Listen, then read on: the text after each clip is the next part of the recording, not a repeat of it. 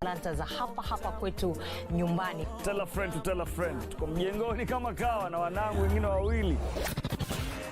Usikose kutegea 103.1 Pwani FM, station ambayo itakupa fursa ya kupata uhondo kamili wa pwani na kuleta Wakenya pamoja. Pwani FM, tafrija ya kipwani.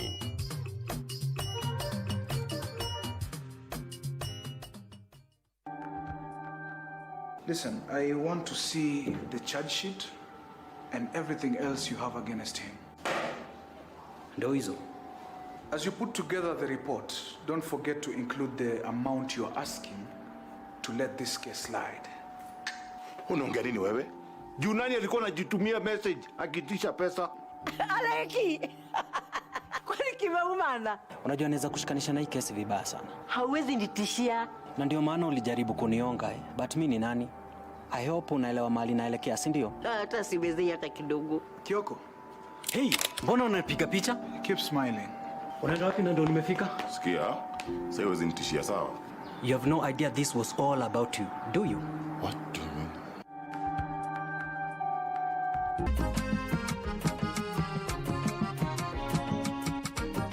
My name is Samuel Mutonga. Yes, my name is Rehab Mutonga, and I'm also a wife and a mother of 6 beautiful children. We were working in a certain company in Nairobi, and one day a new staff came, and when I looked at her, something registered in me.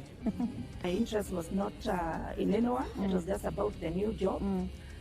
The first person I met was Sam, who received me very well. It was not even girlfriend or wife, mother of my children. Time yenyu mlikuwa na proposals? Hakukuwa na hizo, imagine. We didn't know. After that, the honeymoon, we went to Zanzibar. I had asked my wife, Seychelles ama Zanzibar. Akafanya hivi, akasema Zanzibar. And we realized our business is not doing well. So the empire we had built came down crumbling. Our house was auctioned. I became a mutura vendor. I sold mama mboga in order for the children to have something to eat.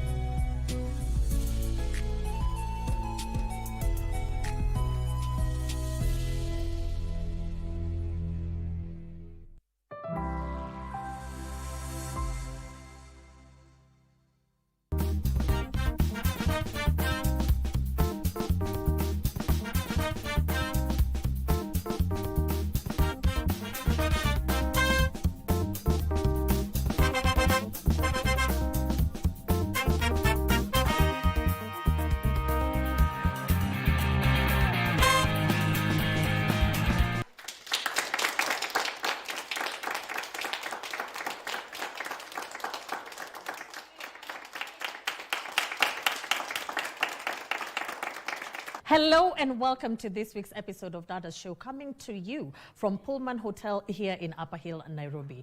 I'm your host, Ashiko Mbune. Now, as always, Dada's Show aspires to promote the spirit of sisterhood and solidarity amongst Kenyan women.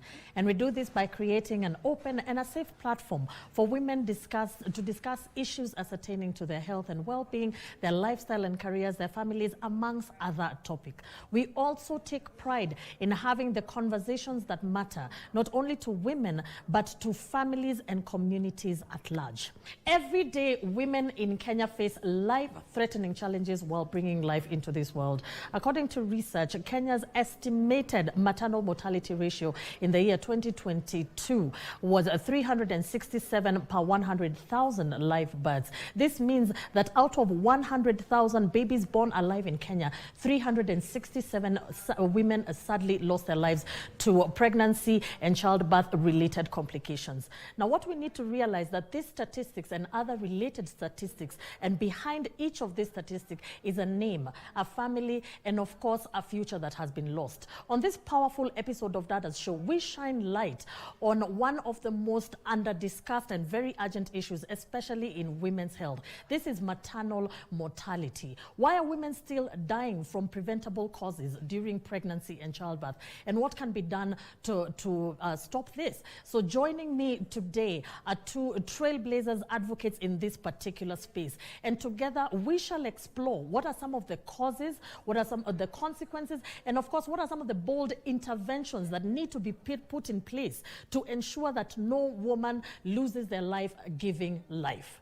Of course, remember that maternal health is not just a woman's issue, it is a human right. As always, we welcome you at home to take part and keep this conversation going on all our social media pages at KBC Channel 1. You can also reach us at Dada Show KBC on Facebook, and myself at Ashiko, the host, across all social media platforms. I am very, very happy to be joined, as mentioned, by the truth sayers, the trailblazers, the advocates in this particular space. These are women who have set apart their time to make sure that women are getting the maternal health that they so necessarily deserve. So right next to me, I've got Dr. Stella Bosire, who has very many accolades.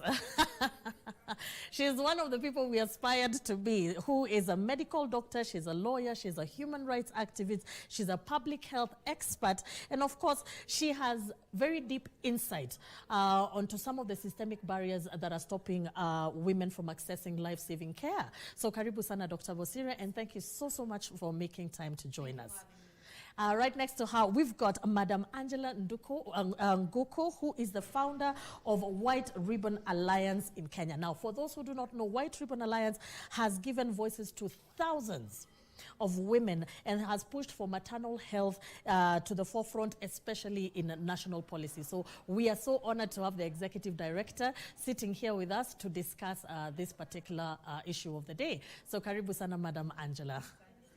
Of course, I cannot fail to acknowledge you at home who tunes in every single Tuesday so that you can be able to learn and unlearn and support each other through conversation as we discuss issues affecting Kenyan women. And of course, I cannot fail to acknowledge and celebrate my wonderful audience who take time to sit with us as we discuss issues that are affecting Kenyan women and of course, the communities and families at large. Karibuni sana to another episode of Dada's Show. So let's get the ball rolling, you know. I want to start with, actually, both of you can be able to tell me, you know, briefly introduce yourself. I've only touched the tip of what both of you do. I know there's so much more, and this is your opportunity to do that. So briefly introduce yourself and the work, and your work in the space of maternal health and rights. Karibu sana, we'll start off with you, Dr. Bosire. Thank you, Asiko, for having me.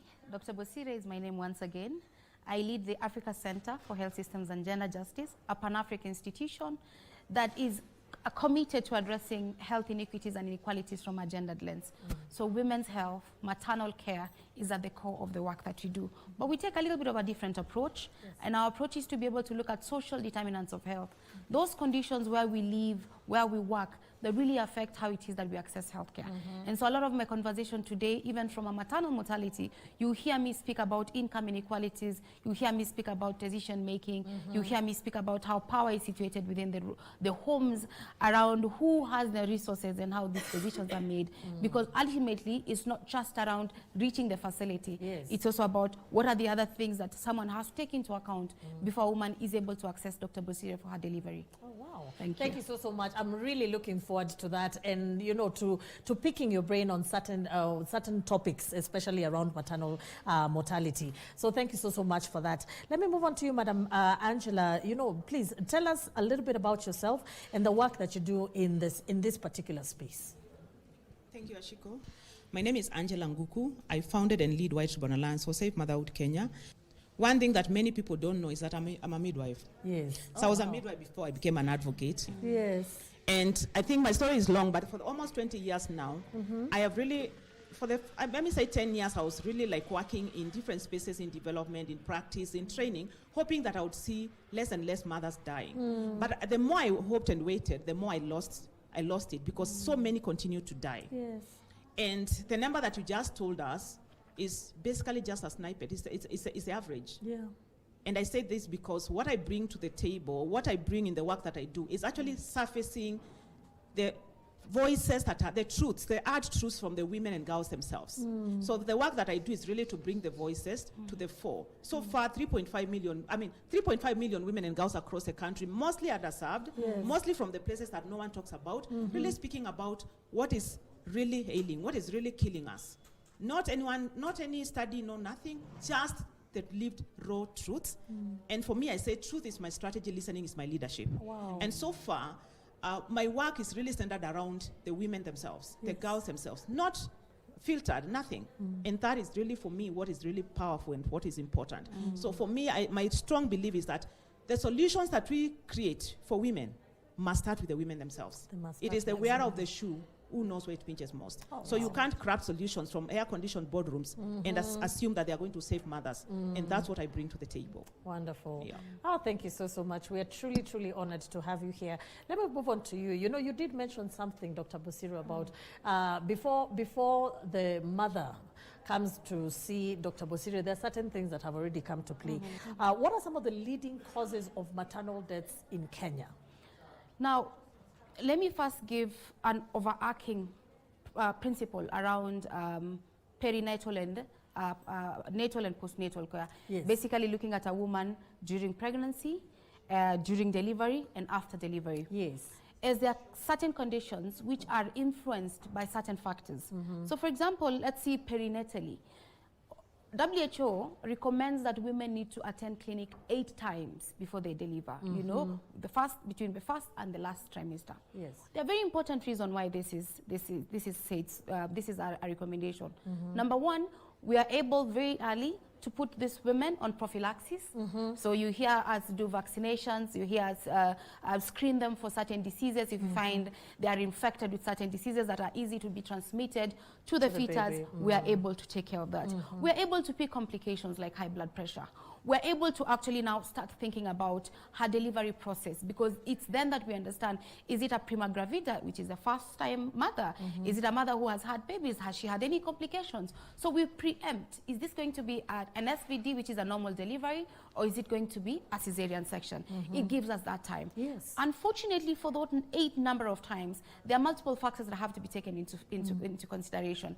Number one, let me take what we call red flag patients, who are patients who require specialized care. It means immediately she misses her periods, she has to access facilities. And a lot of the times it's not level 1, level 2. It actually starts from level 3 going upwards, meaning it's not a facility within her, a residential area. Yes. She has to get money to go to hospital, right? Transport money. A lot of the women that we serve, Angie serves, and me and I serve, are women who come from low-income households. These are women who make less than 300 shillings per day. Akifikiria, if she thinks about that transport, she says, let this pregnancy keep growing, I will actually make that decision. Exactly. So there's a delay from that decision around, and it's an income delay. Then there's a delay around transport, because we have not been able to invest heavily within improving accessibility. And so what happens is that she'll be like, no, I would rather not go. Yes. Let me wait longer. What does she miss? She misses an opportunity for us to look at her hemoglobin level in the early, in the first trimester. She misses the opportunity for us to do the first ultrasound. She misses an opportunity for us to screen for the diseases. What does that lead to? And so when I divided the pregnancy into 3 stages, the perinatal, antenatal, and postnatal is a reason. It's because when you talk about obstetric complications, we put it within that period up to 6 weeks post-delivery. Yes. And so this first stage, one of the reasons, one of the key causes of maternal mortality is obstetric hemorrhage, bleeding. And so women bleed for many reasons, right? Number one, which is the most common and which is now a service issue, and that's why they need to be able to be followed very quickly, very early, is if there's a complication in a placenta. Sometimes the placenta is situated in an abnormally anatomical area. Sometimes the placenta separates, and if they are not able to reach the hospital, 2 things can happen. Yes. She will lose the fetus and even her own life. Yes. She can lose her own life. You see, again, we started from the issue of decision-making, money to actually see a Dr. Bosiro or a specialist around that. Then that's one. Anemia is a very common cause in pregnancy. And the first thing that we do, we put women on iron supplements. We also put them on vitamin B12 supplements, because the 2 of them are very important to prevent neurotubal defects, which you had spinal cord complications for the growing fetus. And that's where immediately you miss your periods, we start you on. Iron also, you're growing. There's a little human being growing in you. Inside they you, take a lot from you. And one of the things they take from you is iron. Yes. And so there's anemia in pregnancy a lot. And so what we do, we also put you on iron supplements. Every single nutrient that the fetus is relying on is coming from you. It's the things that you eat, it's the things that you consume. And so it gives us an opportunity to actually start doing that early care. Yes. And now you miss that opportunity, you come to us. A lot of the women who come to us within the first pregnancy, a complication, they come to us with what would be termed as a threatening abortion, which is a miscarriage, yes, right? And they come bleeding and they're panicking. And we do our clinical diagnosis, we do our laboratory. We actually find that, oh my God, we missed an opportunity. We missed an opportunity to detect this. Yes. Yes. If, for instance, you have what we call cervical a cervical incompetence, meaning your cervix is not so weak to hold a pregnancy, there's a technique that our specialists put called the McDonald's stitch to hold it in, so that even as the fetus is growing, that weight cannot be able to expel. And so lots of them, actually 20% of pregnancies end in spontaneous miscarriages. Nobody knows. Like, you would miss your periods, and then the next time you have you see, oh, I'm having my periods. It's actually not. So you actually have spontaneously missed your periods. And so that's the first thing. Then the second thing is during delivery. Yes, during delivery. You come to delivery, you've stayed at home for a long period of time. We usually tell women, please do not let the sun set and rise and set when you're still in labor pain. We have qualified nurses, even though overstretched, who have tools like Patograph. They're able to chart since you came in. How are you progressing? They look at your cervix, they say, this is progressing well. No, actually, this is not progressing well. Yes. Maybe they find, this pelvis is too small, and so we need to be able to start preempting and planning for a cesarean section. And they have expertise to be able to say that. Now, because you delay at home, by the time you come to our facility, there's another delay that happens. Now, one nurse takes care of 30 patients, and this is a public facility. What happens? Mikono ashike hapa, ashike kule, and so days are constrained there. The other issue around our facilities also, this is another delay, is that we do not have enough commodities. Yes. Right? Is that there are certain commodities that require including equipment, like the mobile ultrasound. Can tell us how the fetus is, is it still moving, the heart rate, we can hear. They don't have that. They don't have important drugs. They don't have fluids, you know. And so what happens? There is another delay in this woman accessing care at that facility level. And so even when she delivers, and remember, she's come home in third stage. Mtoto anatoka. The baby anatoka is already on the way out. It's already on the way out. Then the nurse calls me and says, Dr. Bosire, we have a problem. We have meconium. The amniotic fluid after the rupture of membrane is supposed to be very clear. Yes. But then we start saying it's colored. It's green, blackish. That means that the baby is tired to a point that they are able to actually poop in the woman's in the womb. Yeah. And so what you people see, as we see this is then we start staging. Is it stage 1, stage 2, or what? Because now we start saying prepare theater. Anytime we lose, we are going to either lose that fetus or newborn, or the mother, or we are going to have complications. One of the complications that results in, which is common, is cerebral palsy. Because now there is no oxygen that is flowing to the brain of the baby and all that, and that complication can worsen. But also contracted long labor contraction is not good for the mother, because it weakens the ability of the uterus to contract back once the products of conception have been expelled. And so if you're not in a facility where there is blood, put a pin on blood, because that's our greatest. If there's a call I need to make today to Kenyans, and Kenyans are watching this, ASICO, is a kindly donate blood. Blood is a product, it's medicine, it's life-saving. So you go to this facility, we have tried. The baby has come out. The uterus refuses to contract back. We are running around, we are saying, do we have oxytocin? What are we doing? We need to start blood because it's gushing. And then if you're not in a facility with a trained midwife, like Angie, with a qualified doctor who would actually now completely take you to theater and try to be able to reduce that bleeding, or you can be given blood products. That is why we are counting 17 women dying every single day in this country. Because on average, because of maternal related complication. And then there is post-pregnancy. And now here we are post-pregnancy. Now we start thinking like sepsis infection, right? Because for one reason or the other one, maybe a product of conception was left in, maybe it's a hygiene, or one reason or the other one. We call it sepsis. And that infection, sometimes it's very silent. So you come to us, you've just been, we usually, the lock here, after you've delivered, we start telling you, please, look at that pad and chat for us. How many pads are you changing in a day? Yes. What is the color? Is there a smell? Those are very important things to me as a clinician because I quickly pick a red flag, right? And I quickly intervene. A lot of the times, again, remember those delays from this woman, zile zilikuwa za mbele za pesa, za decision, access to the facility, still there. They're still there. Then they come to this facility level 2, which is next to them, they can get medicine. Angie, we will never, Angie, stop counting these 17 women on average who die per day. And I've just spoken about one, obstetric hemorrhage. I've not spoken about hypertension in pregnancy, what we usually call preeclampsia, preeclampsia, which is actually another life-threatening. People need to understand that it's not just the hypertension alone, it's the complications of the hypertension. Women go into liver failure, kidney failure. Women have gone into ICU because of preeclampsia. Then there's, of course, issues of unsafe abortion, which is another thing that we discuss. We talk about it openly because of accessing unqualified practitioner, unqualified facility, and that is actually contributes also to maternal obstetric hemorrhage. And the other thing which I've touched a little bit about it is on sepsis. All these factors are not just dependent on an availability of a hospital. They are dependent on the knowledge of this woman, that she have information. These things that Dr. Bosire is saying, have they been able to reach them on the ground? Does she have resources to be able to make quick decision and say, I need to quickly at least do 8 antenatal visits to my facility? Are there people within her that are supportive? Does she have resource to access nutrition? Because remember, the growing fetus is taken from her.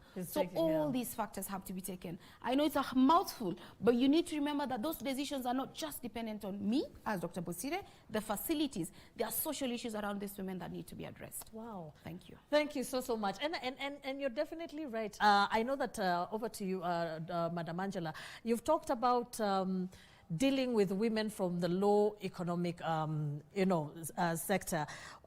Based on your research, who are the most that are affected by maternal mortality in Kenya? Thank you, and thank you, Dr. Bosire, for that.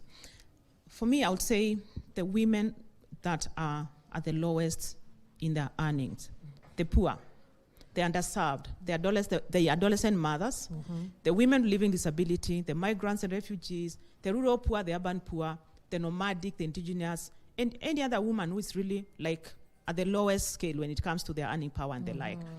And I think the same woman, because poverty poverty wears many hats. Yes. Anyone who has poverty, there's illiteracy in that place. There's low socioeconomic status. There are many maybe cultural norms that are ingrained there, because without education, then there's no empowerment. At the end of the day, there's so much of that. And so I would say that it's that woman who is really at the lowest in the banner, the underserved woman, I call them that. And the other thing that really complicates is the whole gendered issue. Yes. The fact that they are women. So gender plays in, because when you are a woman, where is your decision-making power, as Dr. Bosire has talked about? And I'm saying this not just based on my truth or even data that I'm read somewhere. It's based on what we've heard from women and what we've seen. At White Ribbon Alliance Kenya, we work with women across all these spaces, across the 47 counties. We've listened, as I said earlier, 3.5 million women and girls across board is not a small number. And we've not just listened once. We are on our 9th listening. And so far, the recent being what we listened around over 97,000 voices telling us what health, well-being, and self-care means to them. Yes. And for us, what they said and what was so central, and when I say this is so powerful, is that it's money. That was central. Access to money. And I'll tie back to a documentary we did, because we used storytelling as a solution. Yes. Because until people say their stories, until the hunter, the lion learns how to tell the story, the hunter will always glorify. So instead of reading these DHSs and the like, reading a lot of studies that I hear being done by a lot of actors, I think it's important also to let the user of care, who I call the real expert, it's actually the person using the care who should be able to tell you what does the care look like, that experience and the like. And so for us at White Ribbon, that's our strategy, starting with the listeners, the users themselves, who have been left out for the longest time. And so when we did this documentary last year, it was basically stories of mothers lost, fathers left behind, and newborns lost. Those who have lost what was actually the story. And what came out is that they never had bus fare to get the facility. there was no fuel in the ambulance, and they were being told to fuel the ambulance. When they go to that facility, they were not told what was ailing that mother. I remember a mother from Kajiado, deep in Kajiado, very far, almost near Tanzania, who said, I have lost 5 of my 8 babies because nobody really told me what my problem is. And it was very simple. It was a loose cervix, what Dr. Stella was talking about. Until she actually got an Arambe from the community to take her through a 25-kilometer journey on a motorbike, bleeding, and she still lost that baby. She could not afford a motorbike. She had to get an Arambe. She's poor. She's nomadic. She's illiterate. She's living very far. And for me, that is really powerful because it's a lot of, I actually call it now a polycrisis. The whole issue around maternal health and health in itself is a polycrisis. It's a crisis of income. It's a crisis of information, education. It's a crisis of dignity, respect. We forget that we tell mothers to go to the facility, but what kind of treatment are they getting at the facility? Because dignity is actually the #1 request for women and girls when we ask them, what does quality care mean to you? It's dignity. I'd rather choose between going to be shamed in front of other people, or going to be reminded, oh, I'm poor, or going to be told when I have to go and buy other things, because I'll get to the facility, there are no commodities that Dr. Stella has talked about, and then at the end of the day, I have no money, and then if I don't buy, I'm shouted out like, so why did you come? Exactly. So there are many things that a woman has to think, where am I going to leave my children with? It's unpaid care work that women do at home. I have other children. Who is taking care of them? I'm the only breadwinner. I have to go and sell my goats or tend my goats or do so many other things. Who is going to do that when I'm gone? So a woman has to think beyond so many things before I can even decide to go to that facility. And the other thing is water access. These women do not have water. They're the ones who fetch water. They're the ones who look for take care of the household. So I have to think between going to fetch water and going to the clinic, or going for immunization, or going for anything else. And at the end of the day, I'll decide I'm not sick. The pregnancy is still progressing well. You don't know because you've not been assessed and the like. Exactly, so yeah. I call it a polycrisis. It's many crises that are colliding. And at the end of the day, who is suffering is a woman. So we are losing, I say 17, but I say that with that pinch of salt because that is on average. What is captured on data that is collected after such a long time. Truth be told, every day we are in these counties, we are losing much more. Some of them are not counted, they're just buried. And a man is told you'll marry another one, and you'll get more children. I've not even come to the number of newborns. On average, we lose 92 newborns every day in this country, on average. But remember, this is average across the 47 counties. There is masking of iniquities and inequalities that exist, and they play out in these counties and the like. So I think when we talk about maternal death, I call it everyone's business. And it's not a health issue. Now, that's another thing. Of course, yeah. I feel like a lot of times, we look at maternal health, maternal mortality, maternal death from a very developmental issue. Yes. I'll tell you it's a justice and rights issue. It has nothing to do with development. It's all about the decisions that we make to decide women's lives. Mothers' lives are worth saving. As someone said in 1988, long time ago. It's until they start, I think, mindset that women's lives are worth saving, that these rights must be upheld. And at the end of the day, we must safeguard, but we must start by listening to these women. Then we'll be able to get anywhere. But as long as we keep on thinking it must be done this way, but most importantly, we are keeping on giving it to someone else. It's another country. You go and fund it. It's the hospital. And you know what? Exactly. Sorry to cut you short. What I've actually just realized, even when we came into this conversation, I think myself and like majority of the people who are watching us, we thought it was a health department problem, hospitals. And the more you're talking about it and you're breaking it down from a very, very basic level, from the lady at home, it is starting to look like, of course, yes, it's actually a justice and injustice situation. And a social norm. I had a patient when I was working in Moranga, yes, who came to deliver. And she needed an emergency cesarean section. She refused to sign consent until her husband came. Oh, dear. And then we ended up with what you call an IUFD. Yes. An intrauterine fetal demise because of that delay. We had seen using the fetoscope, the heart rate was going down, but because decision making is hierarchical in the household. In the household. The man came when he had finished his work at the end of the day, and we lost. And the baby had already died. Baby had already died.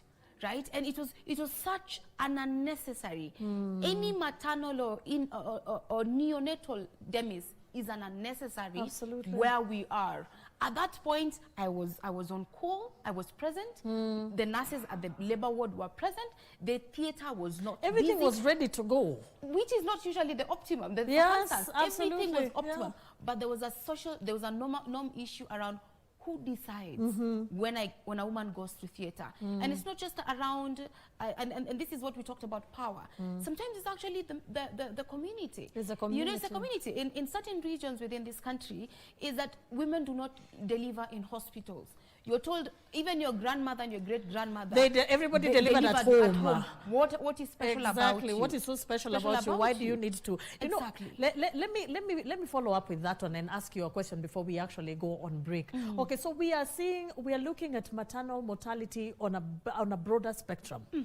Because and I'm so happy that I feel like my eyes are open and I'm thinking, okay, so it is not linear, you know. It is it's far reaching. What are some of the policies or interventions that currently exist to reduce maternal mortality? So it's already been established that it is a community problem. It's an everybody is involved. But already existing, what are some of the interventions that have been put in place? I mean, if you think about the building blocks of healthcare, usually I look at systemic approaches from the building block. In terms of health governance, we really have had proper policies. We have our whole entire constitution around fundamental rights and freedoms. Literally, Article 43 speaks to the highest standard of health, including reproductive health. We have our Health Act of 2017. We have our Children's Act. We have Article 53 that speaks about children's rights. We have Article 26 that speaks about the right to life. We literally have statutes and constitutional provisions that are supposed to safeguard. But there's something that's happening here. It calls for progressive realization of rights, right? And progressive is knowing we are developing a middle lower income country, and so we are not going to be able to get there immediately like this. Yes. It takes steps. Yes. Where we are right now, Kenya was one of the countries that committed itself to ensure that at least 15% of their national budget goes into healthcare. Yes. One of the greatest areas of need in healthcare is within maternal and child health. Yes. As we speak this financial year, there was only an allocation of 3.3% of the total budget to healthcare. If you hear the number, it's 133 billion, you get excited. You keep on thinking that's a lot of money, yes. Until we break it down to you. It is unfortunate that multiple facilities right now really are on a starvation. And then in terms of service delivery, really we overstretched our providers.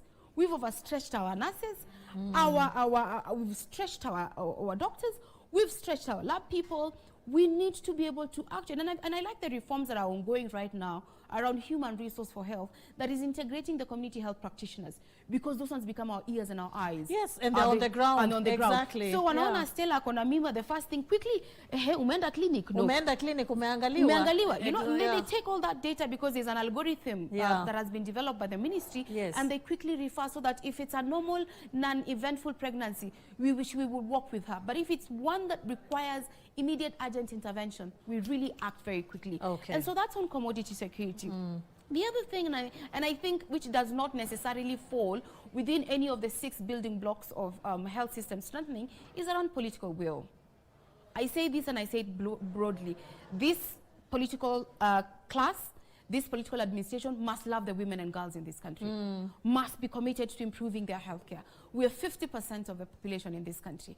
If you do not invest in our healthcare, you're literally disadvantaging the whole entire nation. It has been proven that for every single dollar that has been invested in women's health, the return for investment is $3. Of course. Why are we losing this money? Why are we losing that money? Let's take a small break. I mean, this is, like I mentioned, it's definitely a powerful and engaging conversation, which we will carry on right after this break. Don't go far away.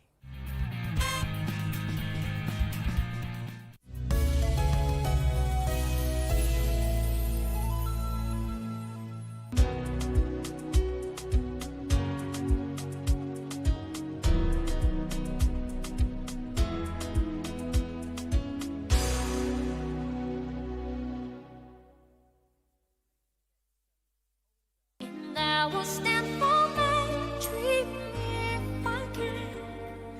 Symbol of my faith in who I am.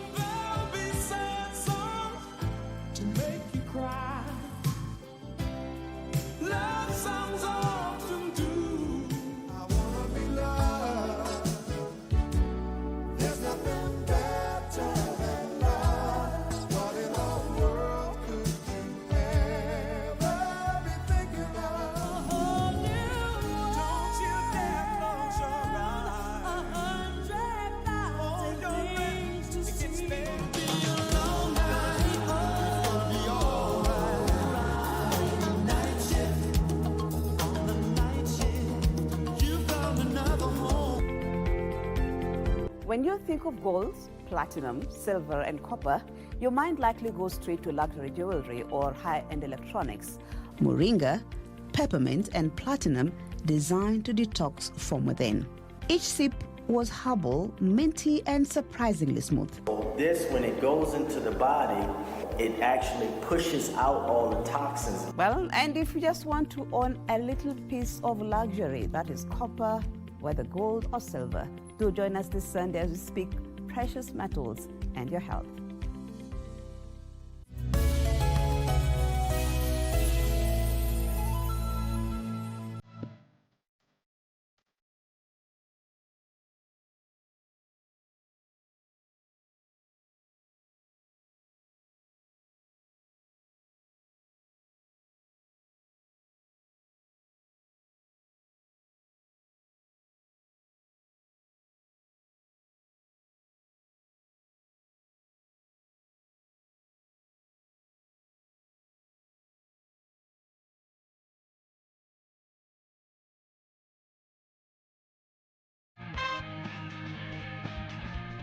Welcome back to Dada's Show, where women's voices, they rise, they lead, and they build the future. This is definitely my favorite part of the show, which is a question and answer session, which gives an opportunity to my wonderful audience to ask questions in relation to today's conversation. Remember, if you have a question, if you have a query, if you've got feedback, please do not hesitate to reach out to us on our social media pages at KBC Channel 1. You can also reach me at Ashiko the host or Dada's Show KBC on Facebook. Remember, all aired episodes of Dada's Show can definitely be found on YouTube. So let's jump straight into the question and answer session. And our first question of the day is from Edith. Karibu sana.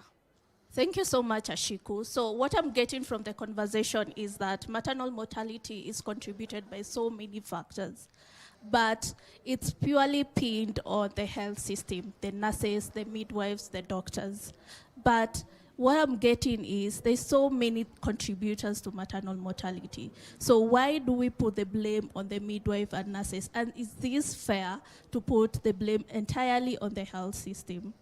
Yeah, thank you so much for that question. And I think this is something that we hear a lot in the work that we do, but I can also attest to it as a formerly practicing midwife and turned advocate and the like. I think people blame what they see. So the mother leaves the home, she gets to the health facility. Nobody really speaks to that mother, but also speaks to that midwife or even doctor to really say what is really happening. So whatever is blamed is what you find there. It's almost like, I like giving the analogy of the matatu in our country, where you go, the conductor talks to you badly, but you don't know whether that conductor has been quarreled or whether there's enough fuel in the matatu or anything like that. Out of the work that we do at White Ribbon Alliance, we've listened also to frontline healthcare workers. We listened to doctors, we listened to midwives, we listened to nurses. And one of the surveys that we listened, that was like 3 years ago, what we heard from these frontline healthcare workers really was heartbreaking for me. It took me back many years because I thought after leaving the practice, maybe things have changed. Yes. Mothers had told us that they are being disrespected. So we needed to find out from the midwives, the doctors, and the nurses, why is there disrespect among the nurses? But it was so heartbreaking to listen to these very frontline healthcare workers telling us, the system has failed us. Every time we speak, we are told, you go and work. We don't have gloves. We don't have blood. We are mentally really constrained because we witness a mother dying. There's nothing you can really do because there's no syringe. You are like 10 mothers delivering at the same time, and there's only 2 nurses on duty or 2 midwives on duty. Relatives have come. They want to see their patients who is really in a dire condition, as Dr. Stella talked about, being attended to. But I'm only 2, or I'm only 1. I'm supposed to be giving either the mother who is in labor, the mother who is in postnatal ward, who is after being delivered, and I'm supposed to be taking care of the newborn who might be having a complication. I might not be having blood. Maybe I'm running to look for the ambulance to refer that mother to another place. I mean, it's a whole course on. It's actually disrespect also to the frontline healthcare workers. But everybody else sees them on the front line. They're the ones you'll find in the clinic. And that's why at White Ribbon, we started a program called Care for the Carers, Self-Care for the Carers. We actually have a program, and even coaching for the front lines, where we talk to the frontline healthcare workers. We give care back to them. We elevate their voices also in different spaces. We bring them to spaces to speak to the duty bearers, to politicians, to speak to funders and other actors, to actually realize that we need to invest in them. They're also suffering at the end of the day. So I think my call to all people out there is to support these healthcare workers also. So if a complication happens, I think we owe it to the people to actually investigate where did the problem come from. Because if the lady has not been coming for prenatal care and she's come with a complication a little bit too late, then who can we genuinely allocate the blame to? I think I say a lot of times, and I'm saying this as a health worker who has, as I said earlier, I've held a torch. I'm praying at the same time so that I don't lose this mother. I'm praying that an ambulance comes so that that mother can be transferred because I don't have blood where I'm supposed to be delivering that mother.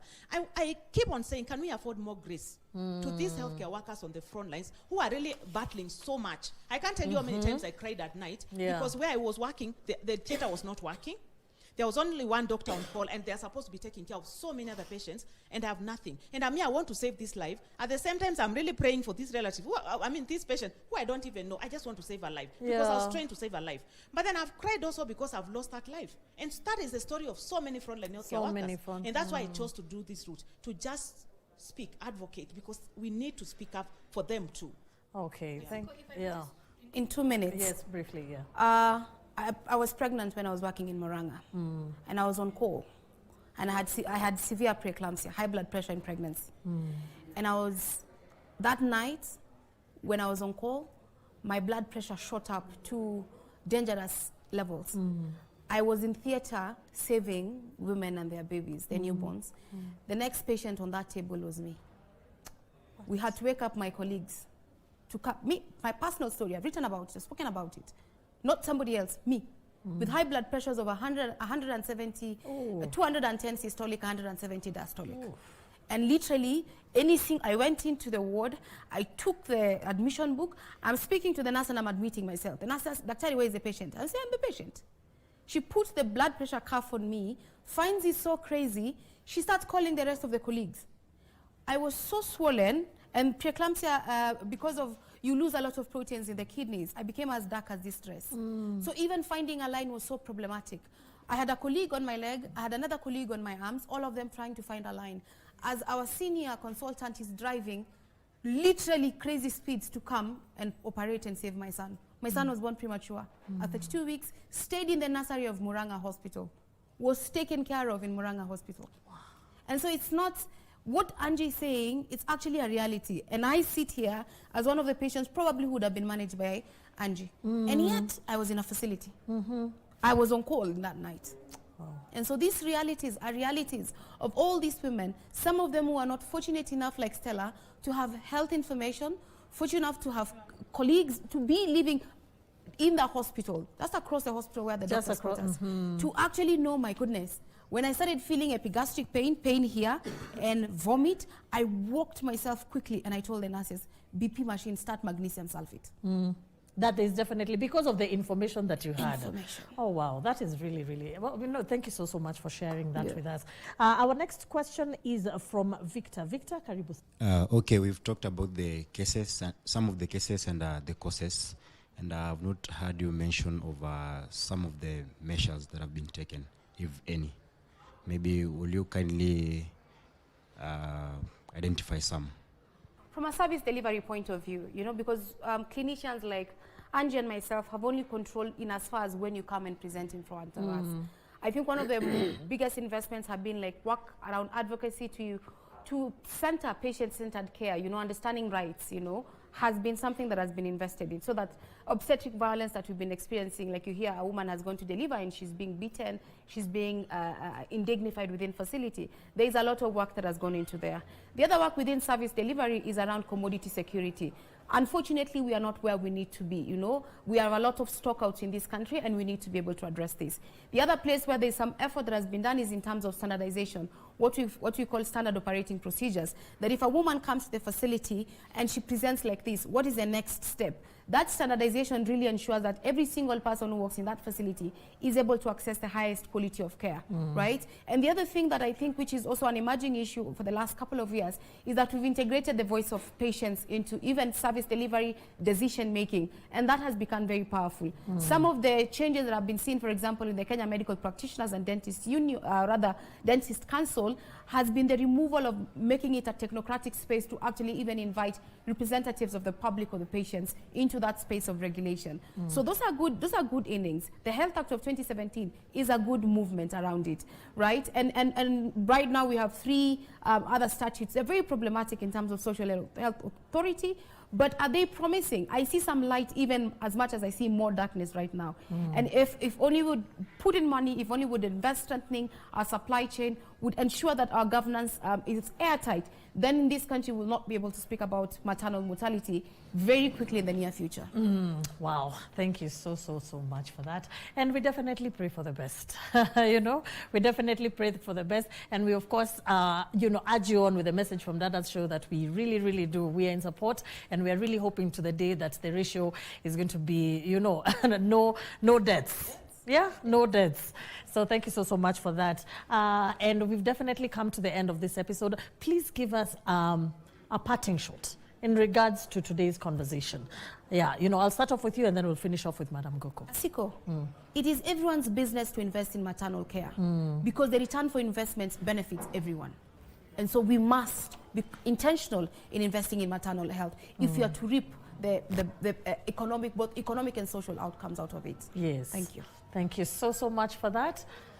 Madam Goko? I think just to echo what Dr. Bosiri has said, at the end of the day, we can't keep on saying that we are leading people as leaders in this country if mothers are still dying.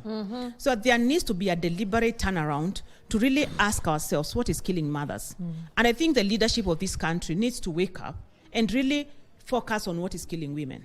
And they can only do that by listening. Asking and listening what is really killing. Instead of building many more infrastructure to be seen cutting ribbons and the like, I think it's important to ask themselves, why are the ones that are there not working? Exactly. Why are mothers still dying? Yeah. But at the same time, communities also have a right to demand for what is better. I keep asking myself, during political campaigns and the like, there's so much education around that. Why is there not so much education around maternal health issues? Literacy to make women understand what do I need to do and where do I need to do? Thank you so much. Really well said. And I really want to extend gratitude to my wonderful panelists. I mean, it's definitely been one of the most powerful and engaging sessions that we've had, talking about something that is so urgent and yet under-discussed, maternal mortality. So thank you so much, Dr. Bosiri. Thank you so much, Madam Goko. Thank you so much to our audience and for even you at home for tuning into Dada's show. We've definitely come to the end of this week's episode, and we want to extend a very great hand of thanks to our location partner, Pullman Hotel, here in Upper Hill, Nairobi, the production team at KBC, myself, Ashiko Mbune, and we wish you all a compassionate, graceful week. Remember to get in touch with us on all our social media pages at KBC Channel 1 and on Facebook at Dada's Show KBC. But until then, let's see each other next week, same time, same place. But for now, goodbye.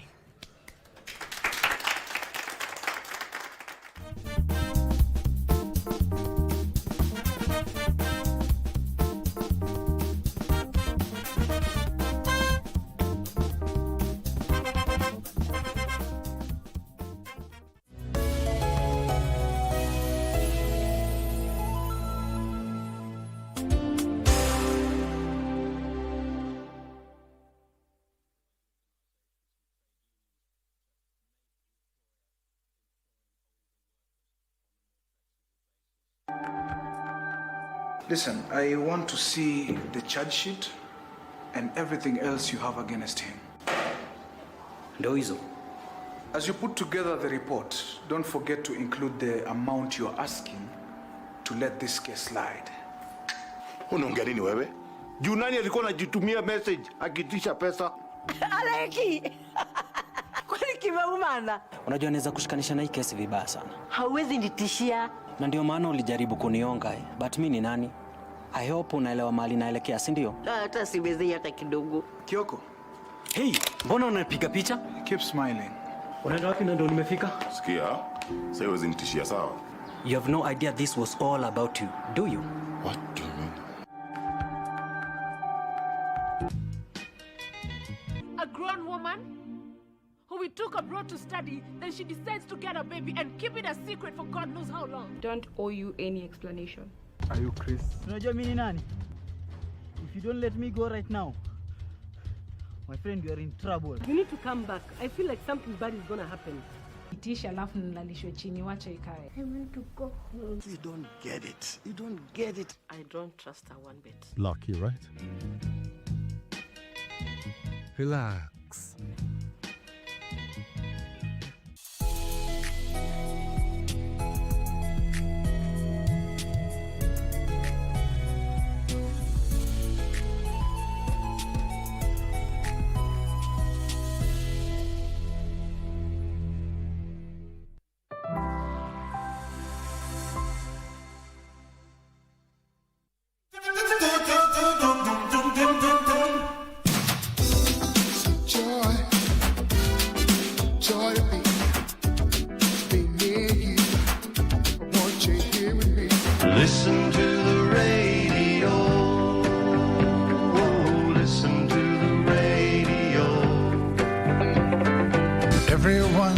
considered him the coward of the county. I just don't wanna stop. Too much, never too much, never too much, never too much. Nobody gets too much heaven no more. It's much harder to come by. I'm waiting in line. You say yes when you say nothing at all. I've been to paradise, but I've never been to me. I'll fall in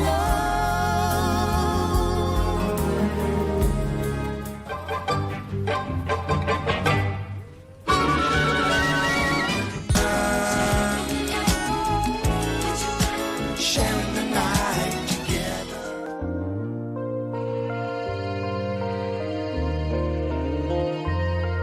When the lights go low and the music gets pretty, get that cheek-to-cheek look in your eyes.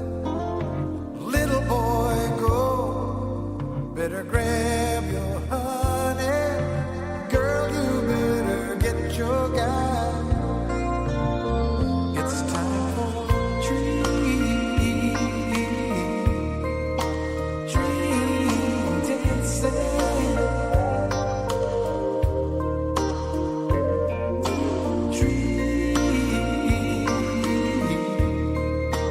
Dream dancing.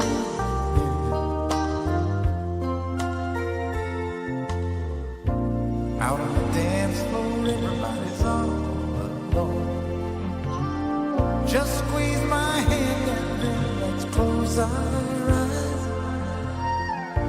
Listen to the man play on a saxophone as we swirl across the floor, just like stars in the sky. Dream dancing.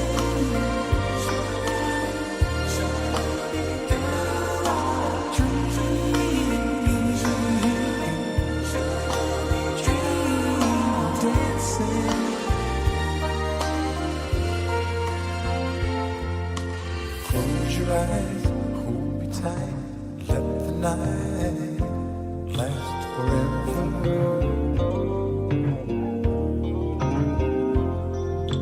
Close your eyes, hold me tight, let the night last forever. And I don't mind if the sun never shines, and I don't care if tomorrow never comes, as long as we are dream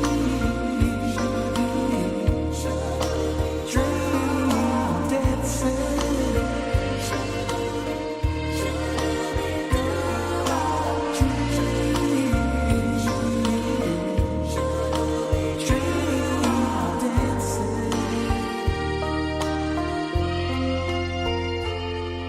When the joint shuts down and we're still feeling up, we'll go on home for a little cozy cup.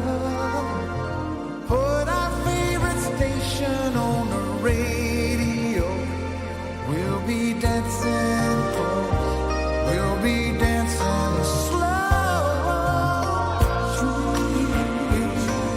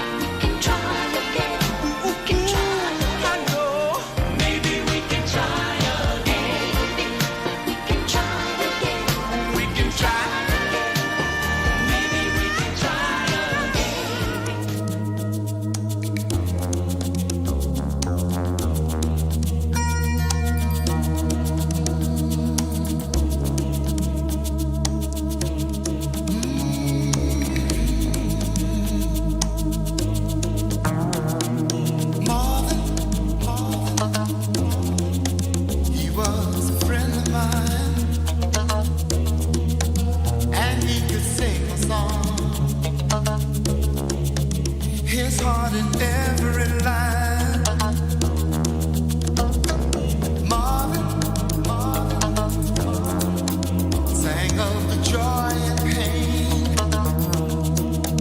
He opened up our mind, and I still can hear him say, oh, talk to me, so you can't see what's going on.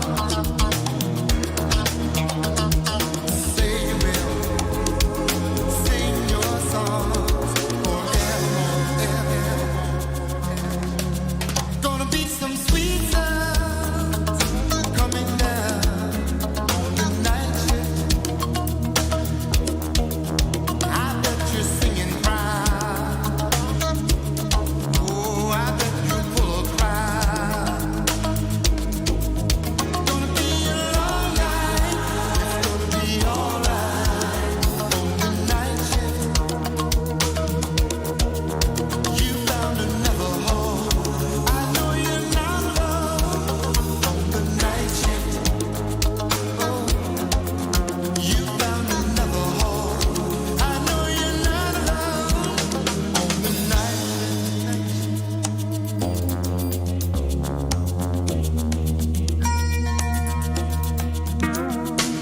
Jackie,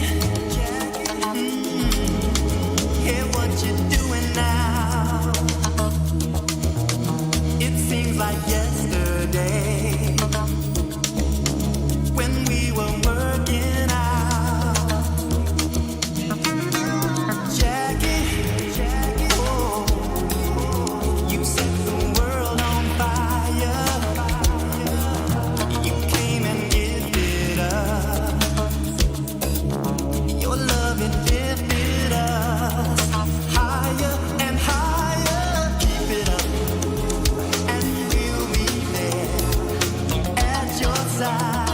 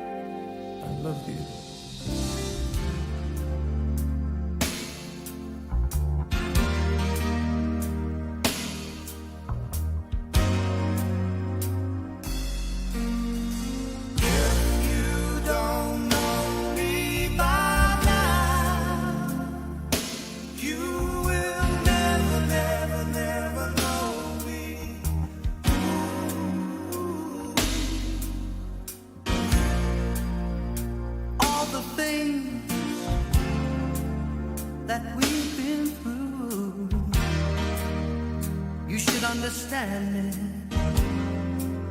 like I understand you. Now, girl, I know the difference between right and wrong. I ain't gonna do nothing to break up our happy home. Oh, don't get so excited. I come home a little late at night, 'cause we only act like children when we argue, fuss and fight. If you don't know me by now, if you don't know me, you will never, never, never know me. No, you won't. If you don't know me by now, you will never, never, never know me.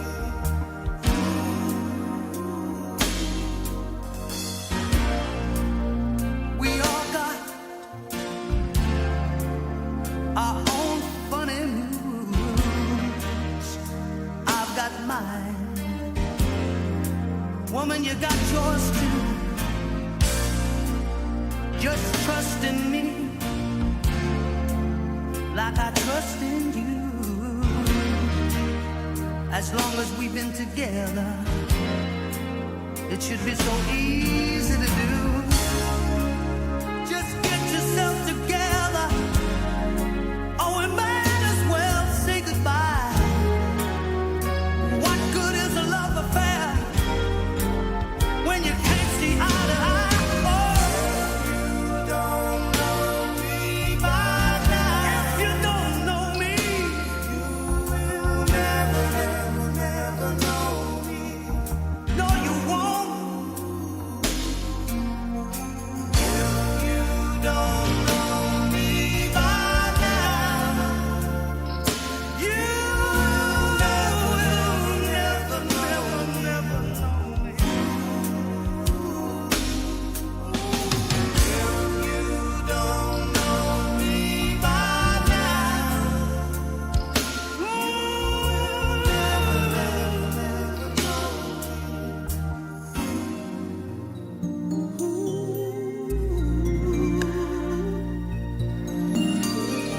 I can show you the world, shining, shimmering, splendid. Tell me, princess, now when did you last let your heart decide? I can open your eyes, take you wonder by wonder, over, sideways, and under, on a magic carpet ride, a whole new world, a new fantastic point of view. No one to tell us no,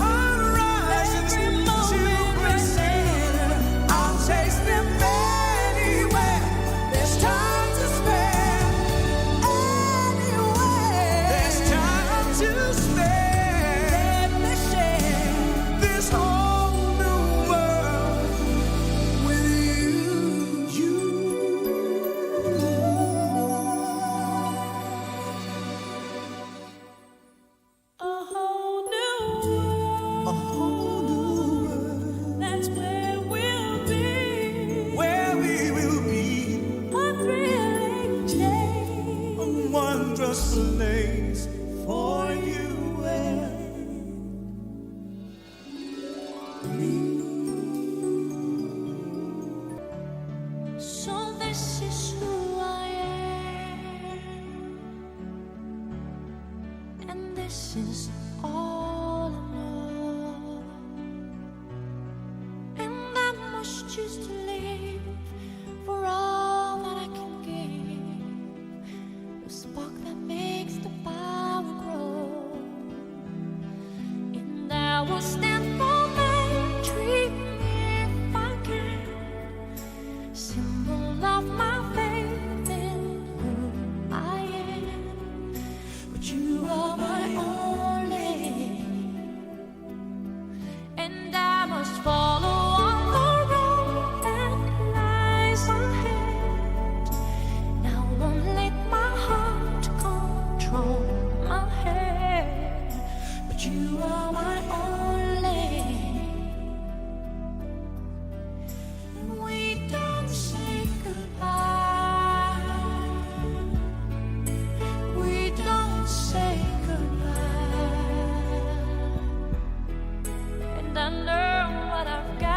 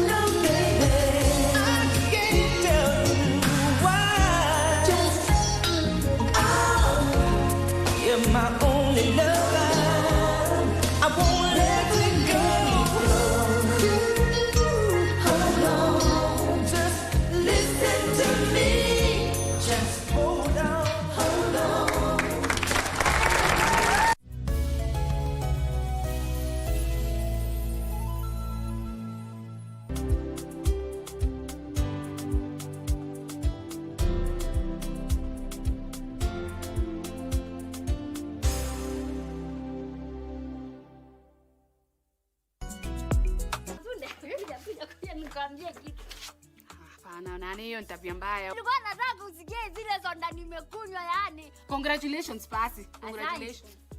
What kind of food is this one? Nini chakula gani hii? Uliitisha nini? You are absent-minded. Are you really okay? Sasa hizi ndio nataka influence. Mwambie tengeneze ikae more presentable. This one you can edit. Unaongeza kachumbari hapa kando, unaweka nyama. Excuse me. Leta story sasa. Wacha nini na hawa watu wanaitwa wanaume? Mimi usineke kwa hiyo mix yako. Mbona Chemasunde ya rekodi kitu iweke kwenye mtandao? Mimi kusema ukweli, nilikuwa tu nimekaa ngaona simu. Hiyo ni vitina. Na hata nikwambie kama kitu injasemwa na mwato wewe.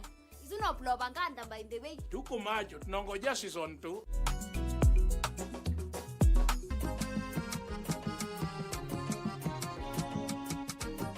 My name is Samuel Mutonga. Yes, my name is Rehab Mutonga, and I'm also a wife and a mother of 6 beautiful children. We were working in a certain company in Nairobi, and one day a new staff came, and when I looked at her, something registered in me.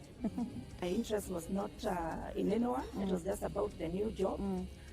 The first person I met was Sam, who received me very well. It was not even girlfriend or wife, mother of my children. Time yenyu mlikuwa na proposals? Hakukuwa na hizo, imagine. We didn't know. After that, the honeymoon, we went to Zanzibar. I had asked my wife, Seychelles ama Zanzibar. Akafanya hivi, akasema Zanzibar. And we realized our business is not doing well. So the empire, the